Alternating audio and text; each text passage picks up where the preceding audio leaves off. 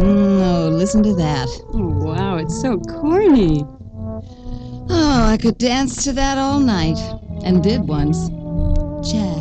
Jack Hughes. Tall, blonde, crew cut. And he was pinned to somebody else, as I recall. Mother, how shocking. Oh, it didn't matter. Our world was going mad anyhow. It was 1940. Jack was leaving for his Navy pre-flight training at Pensacola, and somebody at the party, bless him, kept putting on the same Tommy Dorsey record. Disgusting. What? What's disgusting, Tommy Dorsey? My memories? Oh, the whole silly thing. You coming in here while the party's going on to listen to junk like this? And the idea of 40 musicians sitting up there dressed in white dinner jackets grinding out a song called I'm Getting Sentimental Over You? Hey, what's going on in here?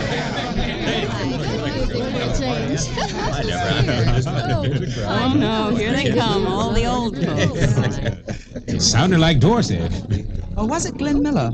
Play some more of those oldies but goodies for us, would you, Helen? Yes, please, Helen. Something we can dance to. Okay, I will play more of these old songs, but only if you insist.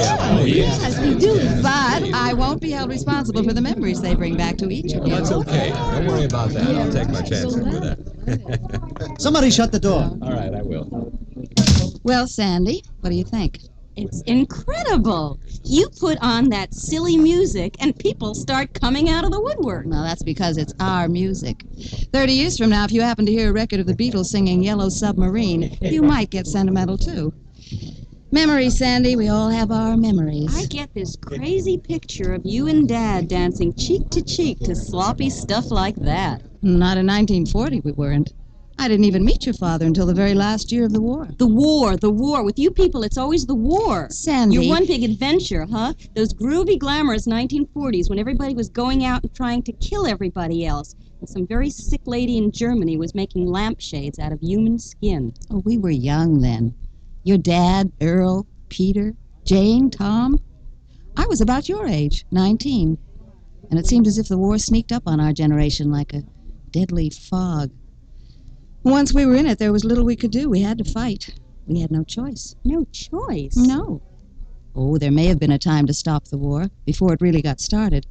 But by 1940, it was too late. For all of us in the world, it was too late. It may have been too late, but didn't you still at least try to stop it? Weren't you making peace marches or writing the president? What were you doing about the war in 1940? Doing? Well, I'm afraid I was simply going to school. And to parties and dancing to music like this. I won't play it again if it's going to make you sick. No, go ahead. Now I'm sort of curious to see what your generation did do and didn't do with your lives in 1940.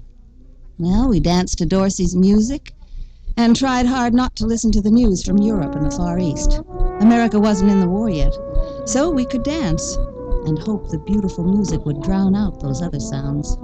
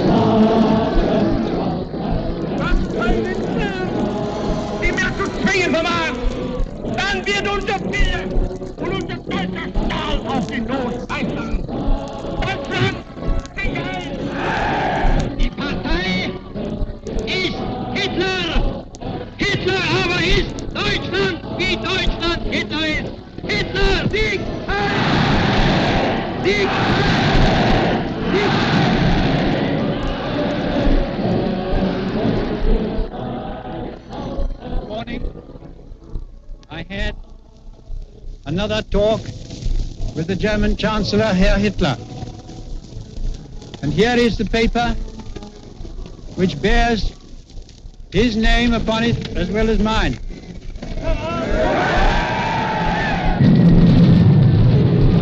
Hitler knows that he will have to break us in this island or lose the war. If we can stand up to him, all Europe may be freed, and the life of the world may move forward into broad, sunlit uplands. Let us therefore brace ourselves to our duty. So bear ourselves that if the British Empire and its Commonwealth last for 1,000 years, men will still say, this was their finest hour.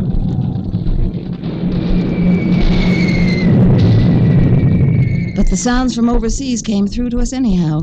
And? I wonder if you can imagine what it was like to wake up suddenly in 1941 and discover that Hitler's Germany had conquered most of Europe, and that Japan held the China coast and was moving into the East Indies and Malaysia. Then you did finally wake up. Yes, early one Sunday morning in December of 1941. We'd gone to bed the night before humming one of our songs and woke up the next morning to the sound of war. Oh, not just any war. Now it was our war.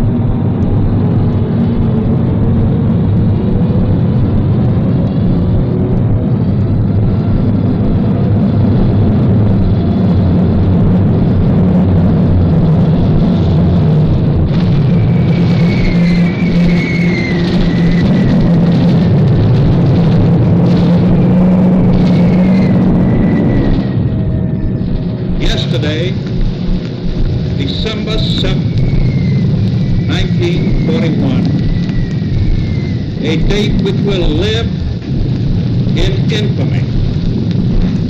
The United States of America was suddenly and deliberately attacked by naval and air forces of the Empire of Japan. No matter how long it may take us to overcome this premeditated invasion, the American people in their righteous might will win through to absolute victory. Oh, brother, were we ever mad? I was going to Cal. Yeah, at the time, I remember that Monday after Pearl Harbor when Roosevelt spoke. All us guys met at Jewel's Creamery. There was Pete here, and Woody, Phil. It's unbelievable, isn't it? Without a warning. Yeah, with their peace envoys sitting in Washington. Hey, what do you guys think severe damage means? That's what FDR said in his speech. Severe damage to American naval forces. I'd hate to guess. Wasn't the whole Pacific Fleet stationed in Hawaii? Remember Ken Batchelder? Played center a couple of years ago. He's an ensign aboard the Arizona. Wonder if I don't know about you, but I'm enlisting today. I'm with you, Earl. Me too.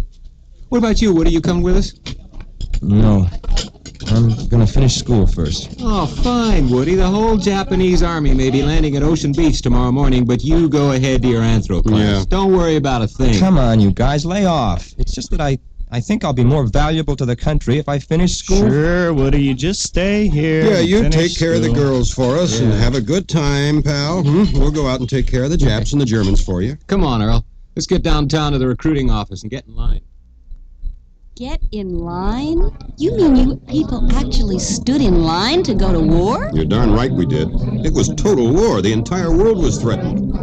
Some of us were pretty green kids, yet we knew we had to beat the Germans and the Japanese if we were going to survive. You didn't hear any of this should we be fighting stuff. We're wrong and the other side is right. No, we were all together in that one.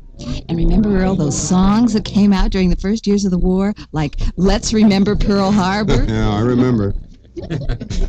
And there was one called We Did It Before and We Can Do It Again. Yeah, and don't forget Goodbye Mama, I'm off to Yokohama. or Praise the Lord and Pass the Ammunition. Oh, come on. You people must be kidding. Oh, no, we're not kidding, Earl. Jane, Tom? Praise the Lord and pass the ammunition. Praise the Lord. We're not going fishing. Oh, stop. That's too much. Oh, I wish we had some of those records. But I only collected the sloppy stuff, as Sandy calls it. Yeah. Oh, Doris, remember Somewhere Over the Rainbow? Sure do, from that movie with Judy Garland. The Wizard of Oz. I think every jukebox in Texas had that song on it when the 34th Infantry Division was training there. They were getting us ready to fight Rommel in Africa, but we didn't know it then. Thank goodness. Somewhere over the rainbow, way up high, there's a land that I heard of once in a lullaby. November 8th, 1942. Operation Torch. Code name for British-American invasion of North Africa. Objective, crush Rommel's Africa Corps. Landing sites, Casablanca, Oran. What do names mean? To those of us who were there, they can still cause a shudder. Not names like North Africa, Sicily, Italy. To an infantryman, those names mean nothing. But mention places like Kasserine Pass, or Hill 609, or El Guitar, or words like ME-109, Mark III Tiger Tank, or the German 88. On St. Valentine's Day, Field Marshal Rommel decided to attack west against the Americans. For the first time, we will be fighting the Americans. Our 10th and 21st Panzer Divisions broke through their line easily at Kasserine Pass, and the big-mouth Yankees ran. We captured over 2,400 of them. Wow, I just had a horrifying thought. What's that, dear? I just imagine that all around the world there are people your age full of sentimental thoughts about World War II. Englishmen, Russians, Chinese, Germans, Japanese. Horrifying thought. 2,400 of the big-mouth Yankees. Mention Kasserine Pass to a GI from the old 34th Division if you want to see a grown man wince. Or names like Wake Island, Guam, Bataan, and Corregidor to an old Marine. Hi, Dad. Welcome to our party, our World War II party. And have no fear, the Navy's here. Mr. Mellon, you too? Well, I didn't want you to miss any of the important battles of the war. You know, the ones fought by the United States Navy in the Coral Sea, at Midway, off Savo Island. And I'm going to make sure that the Air Force gets a fair shake, especially my Carl's old outfit, the 389th, the bomb group. Help, I'm surrounded. Don't worry, Sandy. Not all of us here have sentimental memories of the war. War or peace, my memories aren't pleasant ones. Don't forget that Dave and Mary Yamato are here with us, too. And many others, I see. Oh, I'm afraid you're in for it, Sandy. Yeah. Okay, all you old folks, let's hear it. Go ahead and lay it on me.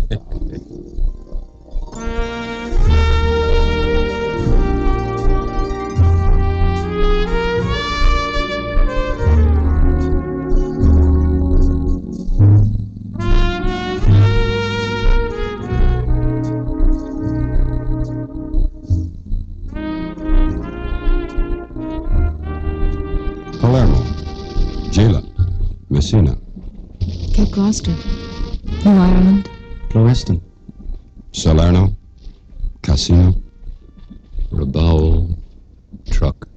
Torakuto, Truck, Sakayosho, Katsuta, Ikulun Shoi, Yoshio Sakai, once Lieutenant, 29th Infantry, Sendai Division, Japanese Imperial Army. Our motto,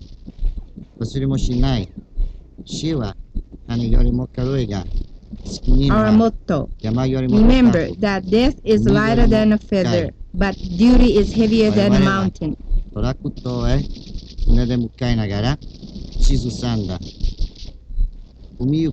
As we boarded the ships at Truck, we chanted, corpses drifting swollen in the sea depths, corpses rotten in the mountain grass. We shall die for the Emperor. We shall never look back. Chakutake Taisho no Meirei de Aru. We were to land 22 miles east of the Teheran River and attack the American 1st Marine Division. Our orders from General Hyakutake: quickly recapture and maintain the airfields at Guadalcanal. The Guadalcanal jungle. Malaria, dengue fever, yellow jaundice, and dysentery. Blood-sucking leeches and big green snakes that crawled into our sleeping bags at night. Tropical ulcers that ate into the outer covering of the bone. And fungus that festered and left the flesh encrusted and oozing. And, of course, the Japanese. Good grief, you've just started and already I'm suffering from shell shock. In the big war, Sandy, we called it battle fatigue. You should have seen the Marines who came back aboard ship after Tarawa. Wild-looking men with matted beards, their uniforms torn, reeking with sweat, blood, faces gray from shock and fatigue. Some of them were strangely quiet, so quiet. Just sat there, staring. 1,000-yard stare, we called it. Please, enough blood for a while. How about some gentler stories? What was going on here in America? Rationing? We were finally making some good money, and we couldn't buy anything with it. Yeah, gasoline, sugar, meat, butter, canned foods, all rationed. Oh, we had blackouts. Yeah, I remember those, yeah. Hey there, Radermakers, get those lights out. Henry, I told you these Venetian blinds wouldn't make good blackout curtains. Henry, where'd you go? I'm filling the bathtub with water, Puddle, in case of incendiary attack. I, ladies and gentlemen, was a member of the Ground Observer Corps. Yeah, I sat in a duck blind on the Sacramento River, reporting every single plane I saw to the Western Defense Command.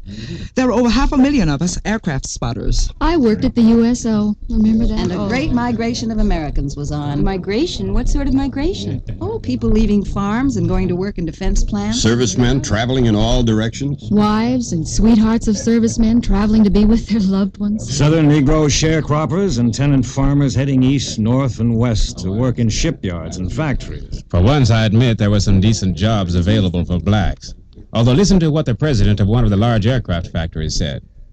While we are in complete sympathy with the Negro, it is against company policy to employ them as aircraft workers and mechanics, regardless of their training. There will be some jobs as janitors for Negroes. There were people traveling everywhere, jammed aboard crowded trains and buses or driving cars on bald tires. From Natchez to Mobile, from Boston to St. Joe, wherever the four winds blow. And there was the enforced migration of Japanese Americans from the West Coast to detention camps in Arizona, Utah, and Wyoming. Dave and Mary know all about that. What else was going on? Men going into the service left to vacuum, and their jobs had to be filled by teenagers, older men. Hildegard sang, "They're either too young or too old." And women. Women doing what? Oh, working on the railroad, driving taxi cabs, working in service stations. Working as air raid wardens. Welding. Riveting. Rosie, the riveter. Well, I'll tell you, Doris, I'm making more money than Herbie used to make before the war. And now that Herbie's stationed up in the Aleutians with nothing to spend his dough on, he's salting it away too. Lucille, you should be putting that money into war bonds. Oh, don't be a stoop-nagle. It's my money, and I'm going to keep it where I can see it. Us riveters are hard-headed. What else did women do? We got V-mail letters, everything crowded onto that tiny blue stationery and cut up by the censor, and each night we sang, "Good night wherever you are." And we sang, "Don't sit under the apple tree with anyone else but me." Yeah. Oh, and we all sang, "Saturday night is the loneliest night of the week." Yeah, And remember, there are all kinds of government agencies. Seem like there are thousands of them. The OWI, the OPA, the WLB, WPB, WSA. Yeah, and let's not forget that close to 500,000 women served in the armed forces. They joined the WAVES, the WACs, the SPARs. Remember the Liberty ship? Yeah, and SNAFU, which stood for Situation Normal All Fouled Up. The word gizmo. GI, government issue. It was also the time of jitterbugging in the zoot suit. I want a zoot suit with a replete with a drape shape and a stuff cup. Oh, wow, this stuff is too much. Let's go back to the war itself, okay? Now what? It's the winter of 1942-43, Sandy, and it's snowing in Russia. The sergeant told us these would be our last letters out of Stalingrad. We are surrounded by many Russian divisions, and the last plane out will take off tomorrow morning with this note. No sentiments, Father. Handshake for Lydia and Helena. Kiss for Mother. Kiss for Gerda. Regards to all the rest. Tomorrow I shall set foot on the last bridge. Give me your hand, so that crossing it won't be so hard. Mariah, dear Mariah, if I could only see you just once more. When you light the candles, think of your father in Stalingrad. During the night, I cry without control, like a child. What will all this lead to? And if there should be a God, he is only with you in the hymnals and the prayers, in the ringing of the bells and the fragrance of the incense, but not in Stalingrad. Then it was summer. The bloody summer of 1943. Precision daylight bombing attacks by the 8th Air Force against the centers of the German aircraft industry. Target for today, the Fiesler Works at Castle Bettenhausen, which produces the Focke-Wulf 190.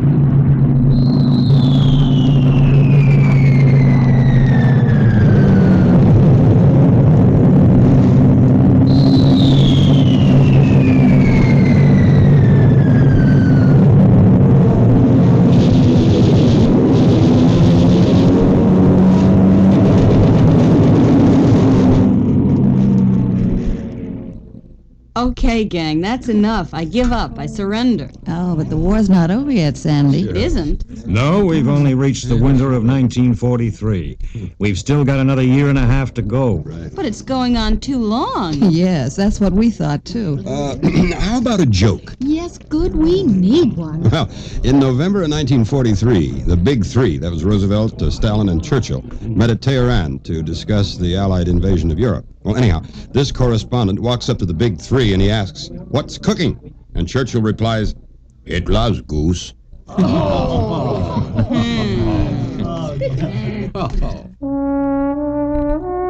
there's our theme music again.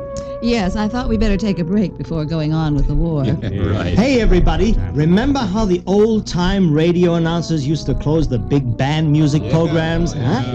And so, from the Royal Hawaiian Room high atop the Hotel Astor in downtown Cleveland... So, ladies and gentlemen, from the middle of World War II, where we've been dancing to the music of Tommy Dorsey, we bid you good night. You can go to sleep in this year of 1943, knowing that all your Japanese-American friends are safe and snug behind barbed wire in Wyoming, that your black friends are going out to help fight the war, but don't worry, they won't be allowed to mingle with your white sons, that the sharks in the South Pacific... No, that's too brutal. Just know that the wounded and the missing and the dead are piling up in the Pacific, and in Russia and Italy, and in the concentration camps of Germany. And soon there'll be plenty more strewn along the beaches of France. And the big question is it all worth it?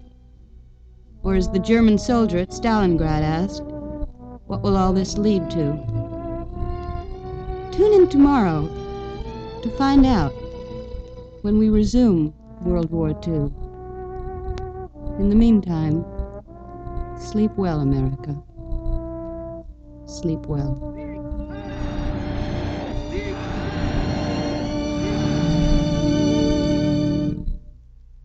This has been another program in the series, Our Nation's Heritage, produced and presented as a public service by Chevron Oil Company.